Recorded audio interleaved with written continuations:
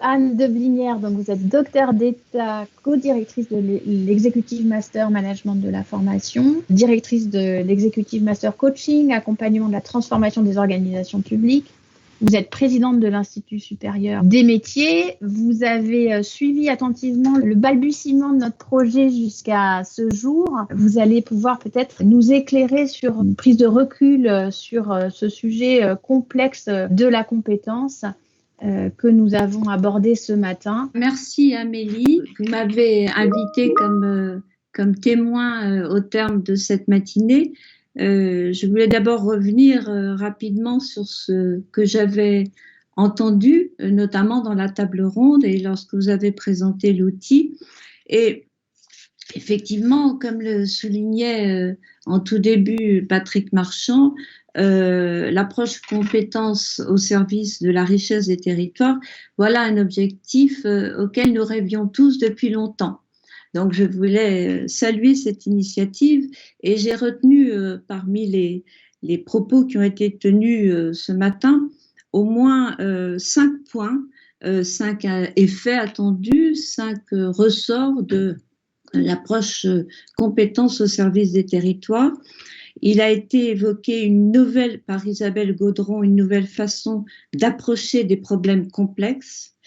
Il a été évoqué également un point qui est très important et nous y reviendrons, la nécessité d'agir collectivement et de façon multipartenariale, ce qui a été l'un des handicaps de l'approche compétence dans les années précédentes. Mais aussi, on retiendra le témoignage des représentants des entreprises qui ont souligné l'intérêt de l'approche compétence pour faire évoluer, passer d'une logique métier à une logique compétence et pour aller même en deçà, c'est-à-dire accompagner l'évolution de l'organisation du travail. Je vois dans votre initiative un phénomène, un mouvement de réappropriation par l'entreprise de la problématique de l'approche compétence et de la nécessité de cet interfaçage entre l'ensemble des acteurs d'un territoire. Et enfin, finalement, l'outil que vous avez présenté, je dirais que c'est un des outils, parce qu'un outil a toujours ses limites. C'est pour ça que j'aime bien votre approche qui est qui est une approche d'expérimentation. C'est un des outils, un outil important du dialogue des compétences, du dialogue compétences. Finalement, la question principale autour de la compétence, c'est la question de nommer, qualifier, s'entendre sur un langage commun. Entre des acteurs qui sont dans des conditions, des contextes d'action totalement différents et qui ont des objectifs différents. Et donc, c'est là l'un des enjeux clés et historiques de l'approche compétence, et c'est la raison pour laquelle je souhaiterais revenir, comme vous l'avez suggéré à Amélie, sur quelques avatars et quelques clés d'alerte de la notion et de l'approche compétence qui devraient et qui nous amènent aujourd'hui à penser autrement cette approche compétence. Alors, un petit rappel historique que tous connaissent.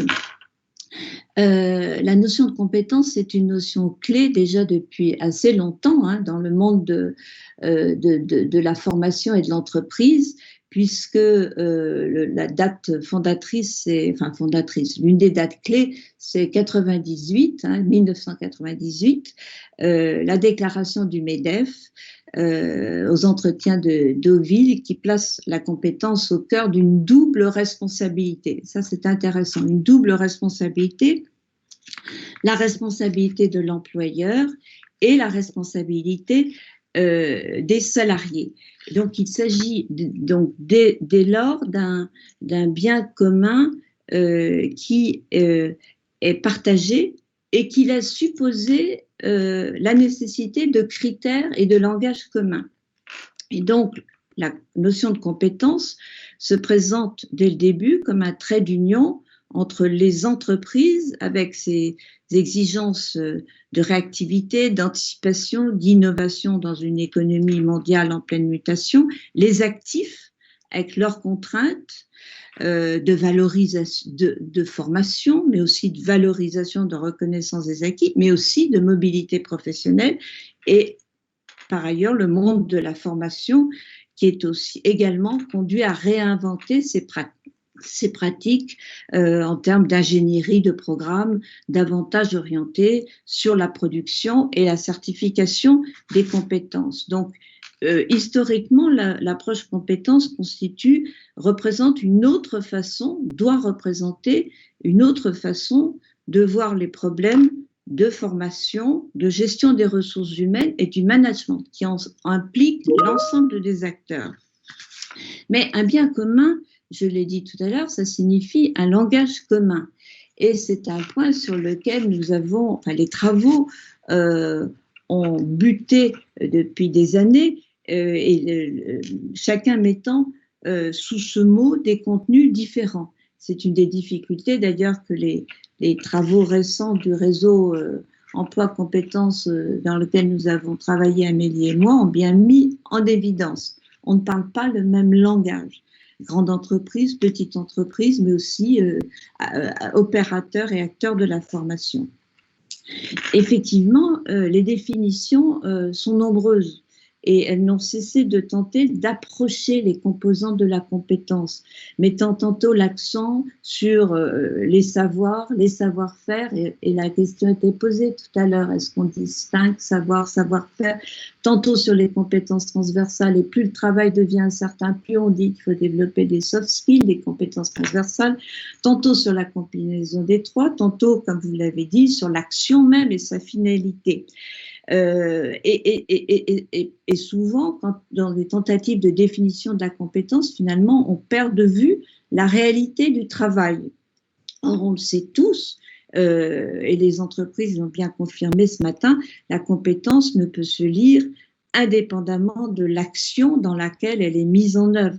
Tant il est vrai que l'action elle-même ne se comprend qu'au regard de l'action du professionnel, du salarié, qu'au regard de la situation dans laquelle elle s'inscrit et de l'orientation dans laquelle elle se déploie. C'est pour ça qu'on parle de finalité de l'action.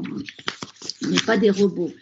Et donc, on notera sur ce point la préoccupation qui a été portée par l'ensemble des récentes réformes de la formation professionnelle pour conduire l'ensemble du système de formation à entrer dans une logique de la compétence soutenue par un langage commun. En témoigne la création du RNCP, les travaux sur la certification sur lesquels je ne m'étendrai pas. Donc, c'est une notion clé, une notion piège, mais c'est aussi une notion qui a été trop longtemps embarquée dans une logique linéaire, où prévaut, logique linéaire, c'est-à-dire que prévaut une logique dans laquelle prévaut la mesure de l'écart entre compétences attendues et compétences détenues. On fait la liste des compétences comme si, d'une certaine manière, les compétences étaient des intangibles, et puis on regarde quelles sont les différences, les différentiels, et on crée des plans de formation pour combler les écarts. Alors, cette logique linéaire, elle a plusieurs inconvénients, mais surtout, elle favorise les organisations de grande taille, comme le signalait la représentante de l'UDP tout à l'heure, qui dispose de ressources humaines pour analyser les compétences. Donc, elle valorise la fonction de la RH intermédiaire entre la stratégie et la formation, mais elle contribue à inscrire le système de formation, de production des compétences, dans une logique, dans une relation trop adéquationniste, trop adaptative. Alors, on voit qu'aujourd'hui, on a de plus en plus d'inconnus sur la façon dont les métiers évoluent, et la crise est venue renforcer de manière drastique et rapide cette incertitude. Et donc, nous sommes aujourd'hui, je pense, et votre outil en rend bien compte, en présence d'une évolution nécessaire vers une logique non déclinante et linéaire, mais vers une logique circulaire de la compétence. Et la compétence, on pourrait le dire, est un actif qui circule sur les territoires et qu'il faut activer. J'ai rappelé tout à l'heure, dès le début, il a été reconnu que la compétence n'existe pas en tant que telle, qu'elle reste indissociable du rapport au travail, de l'organisation du travail, qui dépend elle-même de choix de stratégie, de priorité de l'entreprise, de sa culture, de la répartition des responsabilités, et que pour un même métier, on va trouver au sein des entreprises différents modes d'exercice des compétences. C'est la raison pour laquelle vous avez forte raison de repartir vers le travail, de repartir vers les entreprises. Et bien plus encore aujourd'hui, dans un contexte qui est marqué conjointement par 3 évolutions que j'identifierais comme la digitalisation, la fragilisation et l'hybridation. Digitalisation, vous l'avez tous évoqué, du côté des entreprises, la digitalisation, la transformation de l'activité et de former sur les besoins en compétences. Du côté des salariés, la fragilisation et des demandeurs d'emploi, puisque nous travaillons aussi beaucoup actuellement sur les demandeurs d'emploi et puis les jeunes qui sont sortis même du marché de l'emploi, les décrocheurs. On a une fragilisation des compétences acquises et la nécessité de se réinventer sur de nouveaux métiers, de recombiner ces compétences. Et du côté des acteurs de l'accompagnement et de la formation, on a un besoin d'hybridation et de proximité renforcée et d'interface active pour faciliter l'insertion et la formation. Et donc, dans ce contexte, le passage à une logique circulaire de la compétence, elle s'impose comme incontournable. 3 raisons au moins. On ne sait pas tout des compétences requises dans les prochaines décennies. Et la prise en compte de cette part de l'imprévisibilité devient l'une des clés du pilotage de la performance au plus près des entreprises, au plus près du travail. Deuxièmement, reconnaissance aussi que l'individu, il est détenteur de potentiel qu'une approche compétence linéaire ne sait pas identifier, et que l'individu au travail, il va nourrir aussi la richesse de l'entreprise et être un potentiel d'amélioration, de renforcement de la compétence de l'entreprise. Et enfin, reconnaissance de ce que le travail lui-même est porteur d'enrichissement. Et on parle aujourd'hui davantage d'une écologie du travail, c'est-à-dire qu'il est porteur de compétences en fonction de l'attention qu'a le chef d'entreprise et à l'organisation du travail et à la liberté, à l'autonomie qui est laissée à la personne de développer de nouvelles compétences. Vous l'avez évoqué aussi. Alors, que faire pour valoriser cette écologie et cette circularité de la compétence que je crois vous mettez fort bien en œuvre, et on retrouve dans 3 recommandations, 3 éléments de votre dispositif. Adopter comme un socle commun de communication, et là il y a encore beaucoup à faire entre les différents acteurs, et adopter comme socle de communication le langage de la compétence. Et on l'a dit, notamment pour les petites entreprises, la compétence est là, mais elle n'est pas nommée, hein, elle est invisible. La compétence est souvent rendue invisible, à la fois parce qu'elle n'est pas nommée et parfois parce qu'elle est trop nommée, et donc elle est coupée du travail dans des gros systèmes de définition et de référentiel de compétences. Le deuxième point clé, vous le mettez en œuvre de façon tout à fait remarquable, c'est la coordination de l'action des acteurs économiques et de l'accompagnement. Moi, ça fait des années que je travaille sur les territoires, notamment dans le cadre de mes missions au sein de l'ISM, et que je vois des chefs d'entreprise qui me disent « mais moi je suis détenteur de compétences, j'ai des gens qui partent, j'ai des salariés qui partent à la retraite, je ne trouve pas sur les territoires les compétences requises, le système de formation a disparu, il n'est pas, et puis je n'ai pas de bons interlocuteurs, je n'arrive pas à dialoguer. » Donc la fonction de dialogue est absolument essentielle. Elle est même productrice parce qu'elle permet d'élaborer du langage commun. Il ne s'agit pas d'imposer un langage, mais de le construire ensemble. Et le troisième élément, c'est de valoriser des boucles de rétroaction positive, mais rapides, hein, pas longues, hein, entre l'entreprise et ses collaborateurs, entre le travail lui-même et le professionnel, hein, et en lien avec le système de formation et de production des compétences, parce que c'est là que réside le creuset de la fabrication des compétences. Je dirais que nous sommes tous responsables de la fabrication des compétences. Voilà, j'espère avoir rempli ma mission. Bah, écoutez, merci beaucoup Anne, parce que vous avez quand même mis des mots sur des choses qu'on essaye de faire, qu'on a essayé de travailler sur ce langage qui est vraiment source de beaucoup de discussions. Ça pèse encore, donc il faut vraiment, c'est pas seulement la compétence, c'est pas seulement le quoi, c'est en même temps le quoi et le comment. La compétence, c'est les trois en même temps. C'est du savoir-faire et des compétences transversales. En même temps, c'est une espèce de melting pot qu'on n'arrive jamais à vraiment définir parce que c'est indissociable des relations de travail.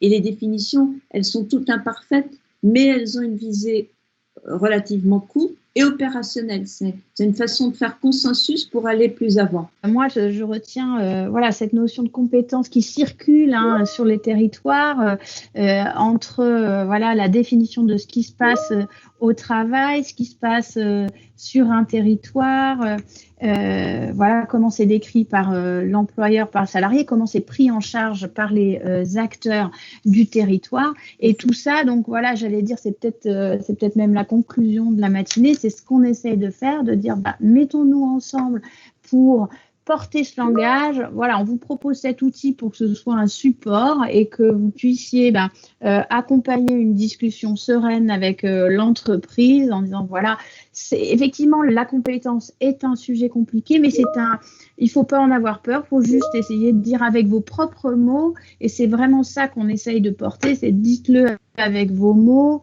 On n'a pas besoin de gros mots, justement. Exprimez-le. Et nous, voilà, les choses se feront par derrière. J'allais dire ça, l'entreprise, elle ne peut que en bénéficier. Il n'y a pas besoin de voir tout ce qu'il y a derrière. Mais en tout cas, nous, notre responsabilité d'acteurs locaux, c'est de permettre à l'entreprise de prendre conscience que les choses vont être intéressante si on va plus finement qu'à l'expression du métier qu'elle recherche ou qu'elle porte en son sein. Donc, travaillons ensemble, apportons ce discours auprès des territoires et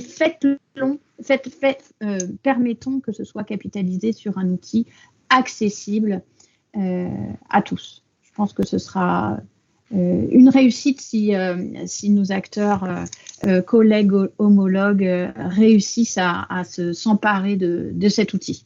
Je voulais ajouter que, comme le disait quelqu'un tout à l'heure, la situation actuelle est finalement, par défaut, présente beaucoup d'opportunités parce qu'on n'a pas le temps. On n'a pas le temps de réfléchir et de mettre en place des gros systèmes. Et l'entreprise, elle est confrontée tout de suite à changer sa façon de travailler et à mobiliser son potentiel de compétences sur d'autres compétences, sur d'autres situations, dans des contextes d'incertitude. Nous sommes dans une phase d'innovation accélérée. Allons-y. Je voulais vraiment vous remercier parce que vous nous permettez aussi de prendre du recul sur ce sujet qui, au moment où on est entré dans le projet, dans le vif du sujet, était si complexe, si tumultueux, si plein de partis pris, d'engagements très forts d'acteurs qui ont beaucoup travaillé sur cette question des compétences. Et du coup, c'était très important de nous avoir aussi à nos côtés pour prendre un peu de hauteur. Et donc ça, je vous en remercie très sincèrement et très personnellement. Vous dire qu'on a été par ailleurs accompagné par d'abord des prestataires parce qu'on a effleuré le sujet de l'outil, mais donc, il y a un prestataire qui est Yes We Code qui nous permet d'organiser l'outil. Ça, c'est un point. On a un algorithme qui a été développé en back-office. Donc, il y a un outil, peut-être un document qui a été créé et que vous avez peut-être récupéré en parallèle qui vous décrit un peu comment ça fonctionne. Donc, ça, c'est l'entreprise Scapané qui l'a mis en place. Mais je voulais aussi remercier les chercheurs qui sont à nos côtés parce que pour cet outil compliqué, expérimental, dans lequel les chargés d'études de l'Observatoire ont beaucoup œuvré et continuent de travailler et de se creuser la tête, on a des chercheurs de l'école d'économie de Paris qui nous ont accompagnés, de l'université de Warwick aussi, de Sciences Po Bordeaux aussi, une équipe qui travaille avec nous et qui évaluera cette équipe l'impact quantitatif sur ce projet, parce qu'on vise bien à terme, on améliore la formulation des compétences, mais derrière, est-ce que ça permet à nos bénéficiaires, les citoyens, de mieux s'insérer? Ça, c'est la question. Et puis, on a aussi l'équipe de GEST qui nous accompagne sur les aspects qualitatifs. Donc, merci pour toute cette équipe qui est à nos côtés pour faire avancer ce projet à votre service. Mais par contre, maintenant, on vous le donne pour clôturer cette matinée. On vous donne ce projet, on vous donne ces outils, ces idées. Eh bien, j'espère qu'on pourra s'en servir au service de vous tous et de vos territoires.